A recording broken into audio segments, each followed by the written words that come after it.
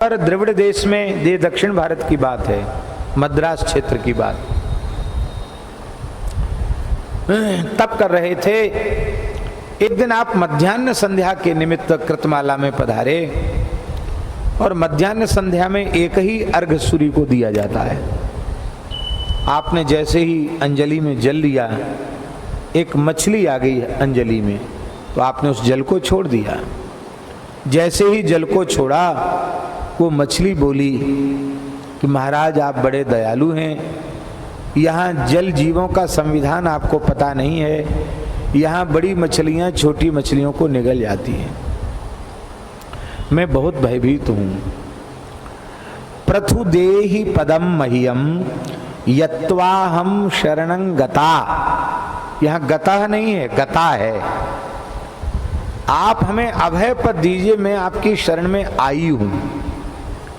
भगवान मादा मछली नहीं बने हैं, भगवान नर मत्स्य से बने हैं, लेकिन अपने को पुरुष ने कह करके अबला कहा उन्होंने। एक सामान्य चर्चा कर रहे हैं। मछली जल में क्या खाती है? गंदगी ही खाती है, जल की गंदगी खाती है। यद्यपि पुराणों में लिखा है कि जल में खखारने वाले, थूकने वालों को ब्रह्म हत्या का पाप लगता है। जल में मल विमोचन करे तो ब्रह्म हत्या का पाप लगता है। स्कंद पुराण, महाभारत, पद्म पुराण, 3 जगह तो हम पढ़ चुके हैं। जल क्षेत्र में मलमूत्र का त्याग करे, जल में कुल्ला करे, गंगा यमुना नहीं, किसी भी जल में, वहीं थूक देंगे लोग, वहीं खखार देंगे लोग, वहीं नाक छिनक देंगे लोग। और गांव में तो ऐसे ही करते हैं लोग, बाहर थोड़ी करते हैं। वो तालाब वाला उसमें और तुरंत एक मछली आएगी, पक्क से मुंह में लेके चली जाएगी। वो जल की सफाई कर्मचारी है, गंदगी ही खाती है, गंदी से गंदी चीज मछली खाती है।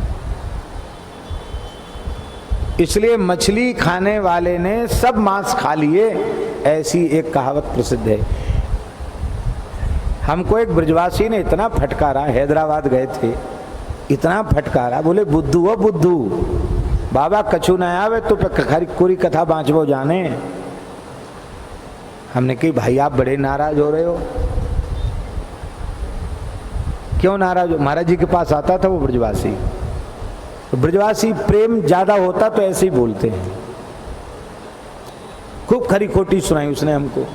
हमारे साथ वालों को बड़ा खराब लगा कि इतने लोगों में तनिक भी प्रतिष्ठा का ध्यान नहीं रखता, क्या बोलता चला जा रहा है। बहुत खरी खोटी सुनाई उसने, और हमसे चूकने के बाद फिर जो सेठ साहूकार थे उनको सुनाया, फिर उनको सुनाई। बाबा तू कोरो बाहवाई है। बोले या को भाग्यनगर कहें हैदराबाद को, यहाँ आए के तेरो भाग्य नाए जगो तो बाबा तू कहूं चले हो, तेरो भाग जगवे वारो ना। तमाम व्यासों के नाम गिनाए, वो वहां से इतना करोड़ ले गया, इतना लाख ले गया, तुम कुछ बोलती नहीं हो कि आज ये उत्सव है, आज ये चीज लाओ, आज वो लाओ, कुछ नहीं बोलते हो, खाली कथा बांचते रहते हो। बाबा ये बनियाए अंगूठा दिखाई देंगे, देख लियो मेरो नाम नहीं, मेरो नाम मैट दीजो, मैं हूं ब्रजवासी ब्राह्मण हूं। ब्रजवासियों का भी बड़ा आनंद होता है महाराज। तो भाई ने बताई कि बाबा जितना आम दबाओगे उतने एक रस निकलेगा, गरो दबाओगे तो कछु देंगे नहीं, कछु ना देंगे। बोलो वृंदावन बिहारी। भैया आपने को तो किसी का गला नहीं दबाना है। आहा, मेरी गति तुम ही न और तो स्वाम। संसार को क्या देखना, संसारी को क्या देखना, अपने तो ठाकुर जी के हैं, संतों के हैं, और इनकी कृपा से ही सब हो रहा है। तो इसलिए कहावत है, कायस्थ के घर में भोजन किया तो सबके घर का अन्न खा लिया, और मछली खा लिया तो सब खा लिया, फिर कोई चीज बाकी नहीं रही। इतने तुच्छ प्राणी ठाकुर जी बन गए। और फिर पुरुष में थोड़ा पुरुषत्व होता है, पुरुषत्व का अहम भाव होता है। भगवान है तो पुरुष मत से, नरमत से, पर श्रीमद् भागवत मूल को आप देखें अष्टम स्कंध में, तो भगवान कहते हैं पृथुदेहि पदम मह्यम यत्वाहम शरणं गता। गता कहते तो पुल्लिंग होता, गता टाप प्रत्यय वाला प्रयोग कर रहे हैं। मैं आपकी शरण में आई हूं, मानो ठाकुर जी अबला होकर शरण में आए। सत्यव्रत जी को बड़ी दया आई, कितना मीठा बोल रही है मछली। तुरंत उन्होंने उठाकर कमंडल में रख लिया और जैसे ही अपनी कुटिया पे पहुंचे वो मछली कमंडल को पूरा घेर लिया, उसने बड़ी हो गई।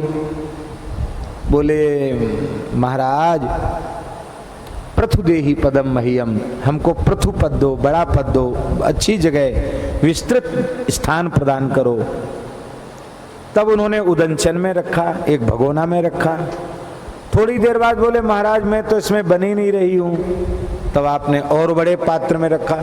थोड़ी देर बाद बोले मैं तो इसमें भी अट नहीं रही हूं। तब आपने बावड़ी में पधरा दिया। बोले इसमें भी मेरा शरीर आ नहीं रहा, जल्दी बढ़ते चले जाएं भगवान।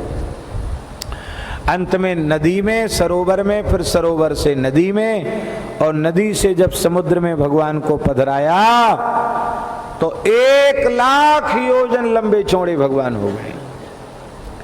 1,00,000 योजन का मतलब है 4,00,000 कोस लंबे भगवान हो गए। 12,00,000 किलोमीटर लंबे। देख सकते हो 12,00,000 किलोमीटर तक दिखने खाली वही दिख रहे थे। इतने बड़े ठाकुर जी बोले पृथुदेहि पदम मह्यम यत्वा हम शरणं गता। अरे महाराज ये बड़ी मछलियां मुझे खा जाएंगी, मैं आपकी शरण में आई हूं, आप मुझे अभय पद दीजिए। सत्यव्रत जी बोले अब नाटक मत करो, अब सही सही बताओ, मैं आपको पहचान गया, आप मेरे आराध्य हैं। बोले हम बिल्कुल ठीक पहचाने हो।